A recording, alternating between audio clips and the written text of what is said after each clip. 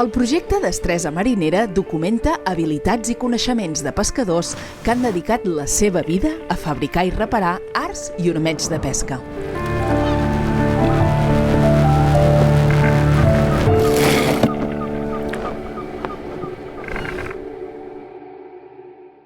Paco Pi va aprendre de ben petit a fabricar nanses a la platja de Sarriera.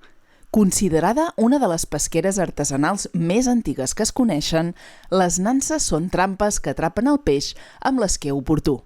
Fèiem 30 o 40 nanses per sèpia i 30 o 40 nanses per calar per llagosta. I cada setmana 85 quilos de sèpies hi pescàvem. Fetes amb fibres naturals com el cànem, la murtra, la canya o l'olivera, les seves formes, més llargues o curtes, amples o estretes, depenen del peix a capturar. Les nanses fetes amb materials orgànics es van deixar d'emprar per a la pesca professional pels volts del 1970. Abans es feia al mig, el cul sempre es feia d'olivera o murtra.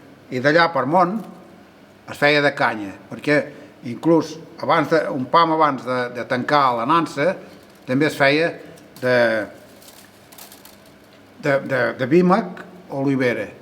Per fer la nansa has de triar més gruixut, perquè, clar, com que és una cosa que és més gruixuda, ja tries les vergues, que en diem vergues, les branques d'olivera, ja tries el vímec, ja tries una mida gruixuda, perquè així no es trenqui.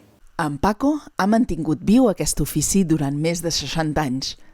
Dotat d'una habilitat i d'una paciència infinites i una mirada entrenada, amb gestos de gran precisió repetits milers de vegades, dona la forma adequada a les fibres per aconseguir el que vol. I jo m'agradava aprendre'n, però esclar, vam començar a fer-ne alguna, però l'has de saber dominar.